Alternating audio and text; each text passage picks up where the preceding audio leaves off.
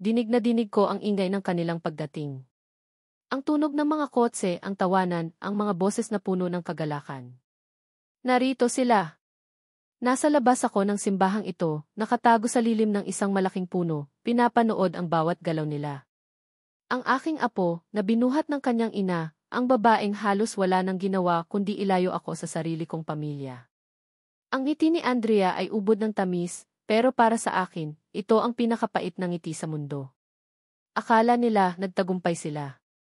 Akala nila malaya na sila mula sa akin. Pero hindi. Hindi ko sila hahayaan. Dahil ang araw na ito, ang araw ng binyag ng aking apo, ang araw na dapat ay puno ng kagalakan para sa kanila, ay sisirain ko. At wala silang magagawa kundi panoorin ang pagguho ng lahat ng kanilang pinlano. Ito ang simula ng kanilang bangungot. At ako ang lumikha niyon. Sa maraming aspeto, masasabi kong ang buhay ko ay isang obra maestra. Bilang isang babaeng binyayaan ng gandang hinahangaan, mula sa aking mahaba at itim na buhok na umaabot hanggang sa aking baywang, sa matangos kong ilong, at sa makinis kong balat na tila walang bahid ng anumang problema, madali akong naging sentro ng atensyon. Subalit hindi lang ito tungkol sa panlabas na anyo. Ang aking dedikasyon sa trabaho, ang aking talino, at ang aking kakayahang magtaguyod ng sarili ay nagbigay sa akin ng respeto sa aking propesyon. Nagsimula ako sa maliit, pero sa tiyaga at sipag, na itatag ko ang isang matatag na negosyo. Ang bawat sentimo na kinikita ko ay bunga ng aking dugo at pawis, nagbibigay sa akin ng kalayaan at seguridad na matagal kong pinangarap. Mayroon akong sariling komportableng tahanan, na puno ng mga alaga kong halaman na nagbibigay buhay sa bawat umaga. Ang aking mga kaibigan ay tunay at mapagmahal, kasama ko sa bawat saya at lungkot. Subalit sa kabila ng lahat ng tagumpay na ito, may isang pangarap pa rin akong matagal nang nakatanim sa aking puso, ang makita ang aking nag-iisang anak na lalaki na magkaroon ng sarili niyang pamilya. Nais kong maging isang lola na gagabayan at mamahalin ang kanyang mga apo.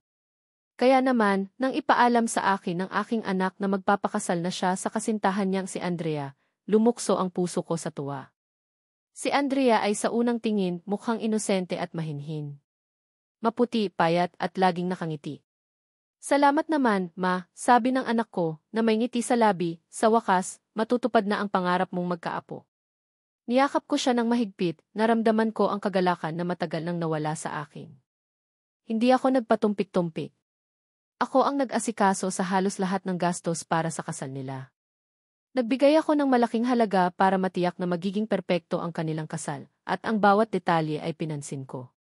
Gusto kong ipakita sa kanila na buong puso ko silang tinatanggap, at handa akong maging bahagi ng kanilang bagong kabanata. Akala ko, simula ito ng masayang kabanata sa buhay namin.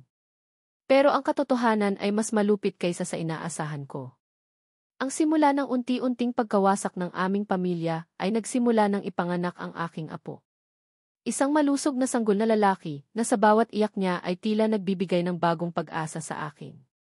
Ang aking mundo ay tila lumiwanag. Gustong-gusto ko siyang kargahin, halikan ang kanyang maliliit na daliri at amuyin ang kanyang pagkasanggol. Araw-araw gusto kong bisitahin sila. Gusto kong tumulong, mag-alaga, magbigay ng suporta. Nais kong maramdaman niya ang init ng pagmamahal ng kanyang lola. Ngunit sa bawat pagbisita ko, napansin kong paunti-unti may nagbabago. Si Andrea, na dati laging nakangiti at nakikiusap na dumalaw ako, ay nagsimula ng maging mailap. Ang bawat tawag ko ay tila nakakaistorbo sa kanya. Ay, ma, pasensya na po, kailangan ko po kasing magpahinga ngayon, ang madalas niyang dahilan sa telepono, na may kasamang malambing na tinig na nagtatago ng kanyang totoong damdamin. O kaya naman, ma, baka po bukas na lang. Marami pa po akong aayusin dito sa bahay, magulo pa po. Mga maliliit na bagay na sa una ay hindi ko masyadong pinansin. Inisip ko, baka pagod lang siya sa pag-aalaga sa sanggol. Baka nababagabag lang siya sa bagong responsibilidad. Bago pa man manganak si Andrea, malinaw kong sinabi sa anak ko na handa akong tumulong sa lahat ng pangangailangan nila. Sinabi ko ring sagot ko ang mga gastusin para sa simbahan at sa reception para sa binyag. Gusto kong matiyak na maayos at kumpleto ang seremonya ng aking unang apo. Ang anak ko naman, tuwang-tuwa sa aking alok at labis na nagpasalamat. Subalit, ibang-iba na ngayon ang takbo ng kanilang pamilya. Hindi na ganoon ka-warm ang pakikitungo ni Andrea. Minsan, pupunta ako sa bahay nila ng walang abiso para lang sorpresahin sila ng pagkain.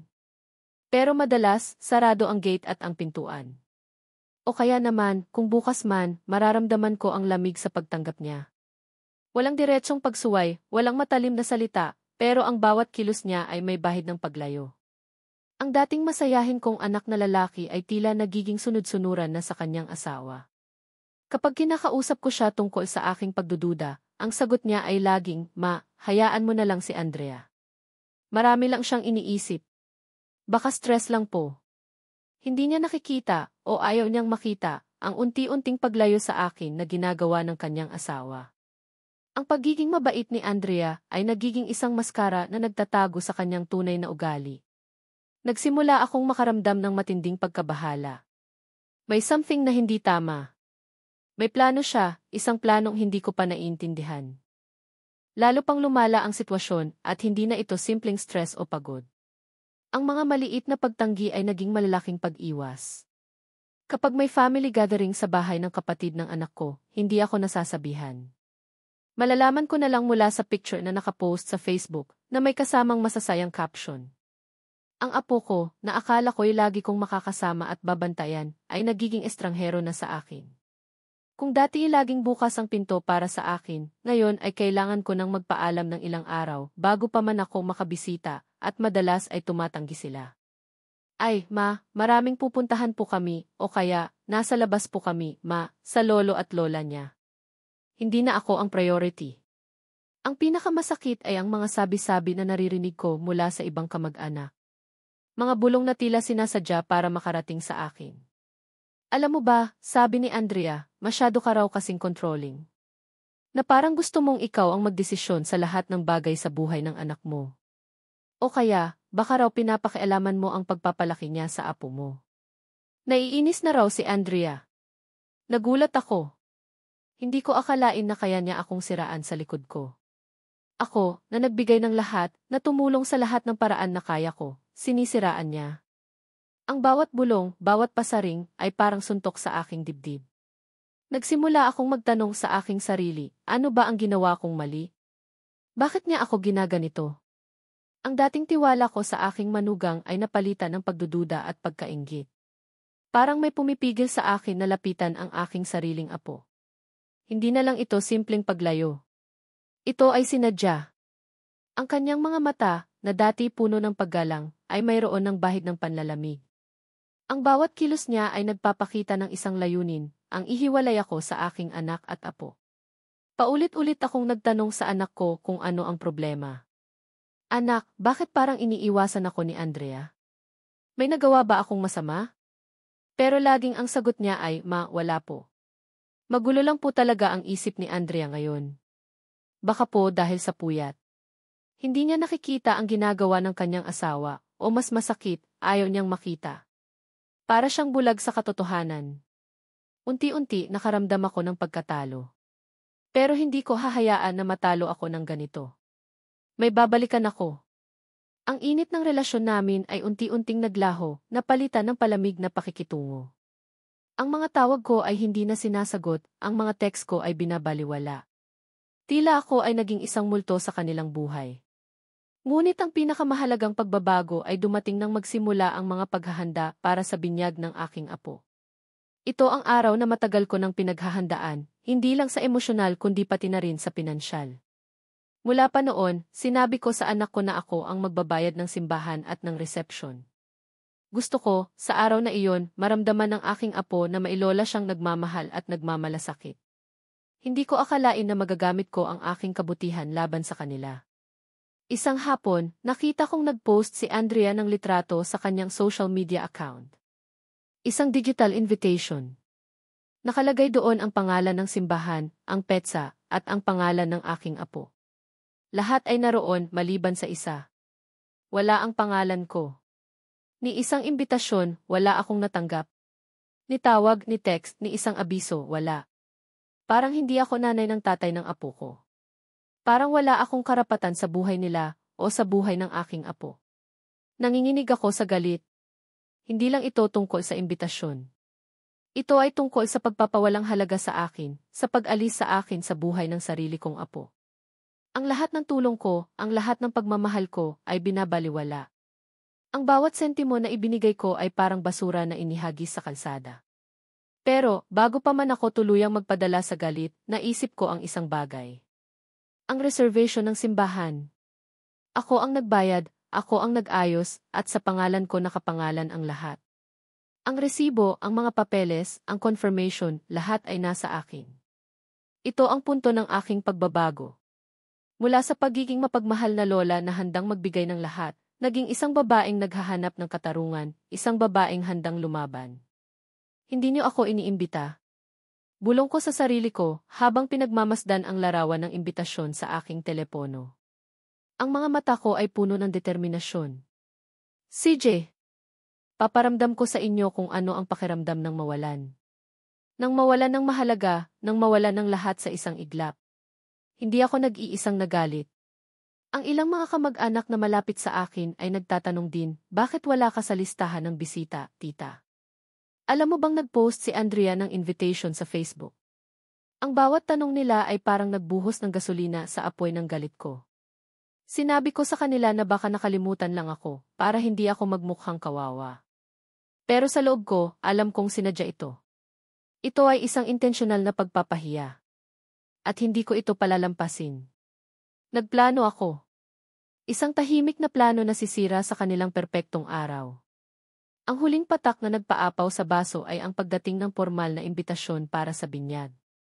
Isang sobrang may magandang disenyo, may gintong ribbon, at sa loob, isang card na naglalaman ng lahat ng detalye. Ibinigay ito ng anak ko sa akin na may bahagyang pag-iwas sa mata. Ma, ito na po ang imbitasyon, sabi niya, tila nahihiya. Kinuha ko ito at habang binubuksan, naramdaman ko ang paglamig ng aking mga kamay. Tulad ng inaasahan ko, wala ang pangalan ko sa listahan ng mga inimbita. Walang mention na ako ang lola, walang kahit anong pagkilala sa aking papel sa buhay ng aking apo o sa ginastos ko para sa binyag. Para akong hangin. Para akong wala. Doon ko naintindihan ang buong lawak ng kanilang panlilinlang. Hindi lang nila ako iniiwasan, sinasadya nilang burahin ako sa kanilang buhay, lalo na sa buhay ng aking apo. Ang galit na nararamdaman ko ay napalitan ng isang kalmadong determinasyon. Habang nakatitig ako sa imbitasyon, nakangiti ako ng pilit. Akala nila nagtagumpay sila. Akala nila kontrolado na nila ang lahat. Pero hindi nila alam na matagal ko nang hawak ang pinakamalaking alas. Ang simbahan na pinili nila, na may magandang arkitektura at may aircon, ay ang parehong simbahan na binayaran ko ng buo, ilang buwan na ang nakakaraan. Nasa akin ang resibo, ang mga papeles ng reservation, at ang contact number ng administrator ng simbahan. Lahat ng ito ay nasa aking pangalan. Kaya, sa sandaling natanggap ko ang imbitasyong ito na nagpapatunay na hindi ako kasama, alam ko na kung ano ang gagawin. Agad akong tumawag sa simbahan. Magandang araw po, sabi ko sa staff, kalmado ang boses. Ako po si Elena Reyes. Gusto ko lang po kumpirmahin ang reservation po para sa binyag ni pangalan ng apo sa petsa ng binyag. Kinumpirma nila ang reservation. Opo, Ma'am Elena, kumpirmado po. Nasa pangalan niyo po ang booking. Ah, okay po. Salamat, sabi ko. Pagkatapos, huminga ako ng malalim at ang susunod kong sinabi ay nagpabago sa lahat. Gusto ko po sanang ipaalam na kinakansela ko po ang reservation. Hindi po ako makakapunta. Ang katahimikan sa kabilang linya ay napakalinaw. Marahil ay nagulat sila sa aking desisyon. Sir, ang sagot ng staff, sigurado po kayo. Buong bayad na po iyan, non-refundable. Opo, sigurado po ako, sabi ko, ang boses ko ay matatag. Pakikansela na lang po. Salamat. Ibinaba ko ang telepono. Wala akong pinagsisihan. Sa loob ko, naramdaman ko ang kakaibang pakiramdam, hindi lang ito galit, kundi isang matinding kapayapaan. Alam kong ginawa ko ang tamang bagay. Matututo sila. At matututo sila sa pinakamasakit na paraan. Ang araw ng binyag. Ito ang araw na matagal kong hinintay. Nagbihis ako ng simple pero elegante, gaya ng dati. Isang itim na dress na umaayon sa aking kurba, at isang pares ng hikaw na kumikinang. Naglagay ako ng kaunting make-up at tiningnan ang sarili ko sa salamin. Ang dating sakit sa aking mga mata ay napalitan ng matinding determinasyon. Huwag kang mag-alala, Apo, bulong ko sa sarili ko, malalaman mo rin ang totoo balang araw. Malalaman mo rin kung gaano ka kamahal ng iyong lola. Hindi ko gagawin ito para sa sarili ko lang, kundi para rin sa iyo. Para malaman mo na hindi ka dapat maging bulag sa mga taong gustong kontrolin ang buhay mo. Nagmaneho ako papunta sa simbahan. Hindi ako pumasok. Naghintay ako sa labas, nakikipag-usap sa isang kaibigan, si Aling Cora, na sinadya kong imbitahan para maging testigo. Gusto kong may makakita sa magaganap. Gusto kong may makarinig. Alam kong napakawalang puso ng gagawin ko, pero alam ko rin na ito lang ang paraan para matuto sila. Para maramdaman nila ang kirot ng pagtalikod. Nakita ko ang kanilang sasakyan na huminto. Isang puting sasakyan, malinis at makintab. Bumaba ang anak ko, mukhang tuwang-tuwa. Sumunod si Andrea, na may buhat-buhat na apo ko. Ang ganda ng suot ni Andrea, isang puting gown na tila pangkasal, na may disenyong floral sa ibaba. Ang kanyang buhok ay nakatirintas, at ang kanyang mukha ay puno ng matamis na ngiti. Ang anak ko naman ay nakasuot ng barong Tagalog na may magandang borda. May ilang kamag-anak din silang kasama. Kitang-kita ang excitement sa kanilang mga mukha. Sila ang bida sa araw na ito. O akala nila. Lumapit sila sa pintuan ng simbahan. Ang anak ko ang unang pumasok. Sumunod si Andrea, na may mapagmataas na ngiti sa labi. Parang sinasabi niyang, sa wakas, nagtagumpay ako. Ang araw na ito ay para sa akin. Ngunit hindi nagtagal, ang ngiting iyon ay napalitan ng pagtataka. Ang kanyang kilay ay kumunot at ang kanyang mga mata ay nagpapakita ng pagkalito. Nagsimula silang magbulungan sa pari na sumalubong sa kanila. Nakita kong lumawak ang mata ni Andrea. Ang kanyang mukha ay namula at nagsimula siyang umiling. Impossible. Narinig kong sigaw niya, ang boses niya ay nanginginig. Hindi pwede. Kami ang nagpareserba dito. Kumpirmado na po yan. Lumapit ang anak ko at dinig ko na rin ang kanilang pagtatalo. Ano ba ang nangyayari dito, Reverend Father? Tanong niya, halatang naiinis at naguguluhan. Ang mga bisita sa likuran nila ay nagsimula ng magbulungan. Sumagot ang pari, ang boses niya ay malinaw at kalmado, Sir, Ma'am, humihingi po kami ng paumanhin. Walang reservation sa pangalan ninyo. Ang reservation na nakalista rito ay kinansela kaninang umaga. Sa pangalan po ni Aling Elena Reyes. Sa puntong iyon, parang tumigil ang mundo. Si Aling Elena. Ang pangalan ko. Ang anak ko at si Andrea ay sabay na lumingon sa direksyon ko. Nakita nila ako, nakatayo sa labas, kalmado, at nakangiti ng bahagya. Ang gulat sa kanilang mga mukha ay hindi maitago. Ang mga mata ni Andrea ay nanlaki at ang kanyang bibig ay bahagyang nakabukas. Ang anak ko naman ay tila nabato, ang kanyang mga kamay ay nakakuyom. Lumapit ako sa kanila, dahan-dahan, bawat hakbang ay may dalang bigat at mensahe. Ang aking mga mata ay nakatitig kay Andrea. Surprise, sabi ko, na may bahid ng panunuya sa aking boses, pero walang galit. Akala nyo, basta nyo na lang akong ilalaglag. Akala nyo, magiging bulag ako sa lahat ng ginagawa nyo. Si Andrea, namumutla, ano-ano ang ginawa mo, ma? Bakit mo kami ginaganito? Ang boses niya ay halos paos. Ang ginawa ko. Sagot ko, kalmado pa rin, habang nakatitig sa kanyang mga mata. Ang ginawa ko lang ay ang bagay na dapat kong gawin. Kinansela ko ang reservation na gai ang nagbayad. Ang reservation na gai ang nag-ayos para sa apo ko. Ang reservation na ginawa ko para sa binyag na hindi dai inimbitahan. Hindi niyo ako pinansin. Hindi niyo ako binigyan ng kahit anong puwang sa buhay ng apo ko. Kaya ngayon, ako naman ang magpaparamdam sa inyo. Tila nabato ang anak ko. Walang salita. Ang kanyang mga mata ay lumipat mula sa akin patungo kay Andrea at muling pabalik. Si Andrea naman, halos maiyak na sa galit at kahihiyan. Pero binyag ito ng apo mo. Paano mo nagawa yan? Wala kang puso. Bulong niya, halos hindi na maintindihan ang mga salita. Ang kanyang kamay ay nakayakap sa kanyang apo, tila protektahan ito sa akin. Binyag nga ng apo ko, sagot ko. Pero kinalimutan ninyo na mailola ang apo kong iyan. Kinalimutan ninyo ang lahat ng ginawa ko para sa inyo. Kinalimutan ninyo kung gaano ko kamahal ang apo ko. Kaya ngayon, kailangan ninyong matuto. Kailangan ninyong maramdaman kung gaano kasakit ang mawalan ng mahalaga. Nagkumpulan na ang mga tao sa paligid. Ang mga imbitadong bisita, ang mga kamag-anak, nakikinig sa bawat salita. Ang bulungan ay naging mas malakas. Kitang-kita sa kanilang mga mukha ang pagkabigla at pagkadismaya. Ang ilan ay nagbubulungan na, kaya pala wala si Tita Elena sa guest list. Ang iba naman ay nakikipagpalitan ng tingin sa akin at sa pamilya ng anak ko. Ang kahihiyan sa mukha ni Andrea ay napakalalim at ang anak ko ay tila hindi alam kung paano siya gagalaw. Magpakatino kayo, Andrea, sabi ko, ang boses ko ay matatag at puno ng otoridad, na halos umalinggaw sa tahimik na paligid. Hindi lahat ng oras, ubra ang pagiging palihim mo. Hindi mo kayang kontrolin ang buhay ng iba nang hindi ka nagbabayad ng presyo. Sana, sa susunod, bago ka magplano ng ganito, isipin mo muna ang magiging bunga ng iyong mga desisyon. Tiningnan ko ang anak ko, ang aking pinakamamahal na anak, na ngayon ay mukhang napakaliit sa gitna ng sitwasyon. Ang mga mata niya ay puno ng pagkabigla at pagkalito. Anak, sana maintindihan mo, hindi ito personal sa iyo. Ito ay tungkol sa respeto. Sana, sa susunod, matuto kang pahalagahan ang mga taong nagmamahal sa iyo ng totoo, bago pa man sila tuluyang mawala sa buhay mo. Tumalikod ako at nagsimulang lumakad palayo, kasama si Aling Cora.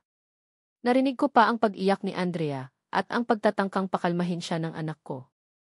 Ang eksenang iyon, ang kanilang pagkalito, ang kanilang kahihiyan sa harap ng maraming tao, iyon ang aking katarungan. Ang bawat hakbang ko ay puno ng kapayapaan. Mula noon, hindi na naging pareho ang lahat. Ang binyag ay natuloy sa ibang simbahan at sa mas simpleng paraan. Ang mga kamag-anak na nakasaksi sa pangyayari ay nagkaroon ng sarili nilang opinyon. Marami ang kumampi sa akin, naunawaan ang aking galit at hinanakit, lalo na nang malaman nila ang buong kwento ng pagpapabaya at panloloko sa akin. Ang iba naman ay nanatiling tahimik, ngunit alam kong sa kanilang mga mata, may pagkilala sa aking ginawa. Ang anak ko, matapos ang ilang linggo, ay lumapit sa akin. Humingi siya ng tawad. Ang kanyang mga mata ay puno ng pagsisisi. Ipinaliwanag niya na nasilaw lang siya sa mga plano at pakiusap ni Andrea, at hindi niya napansin na nasasaktan na ako. Sinabi niya na naiipit siya sa pagitan namin. Sa puntong iyon, hindi ko pa rin siya pinatawad ng buo. Sinabi ko sa kanya na ang tiwala ay hindi madaling ibalik at kailangan ng panahon. Niyakap ko siya, pero may kirot pa rin sa aking puso. Si Andrea naman, nawala ng mukha sa harap ng kanilang mga kamag-anak at kaibigan.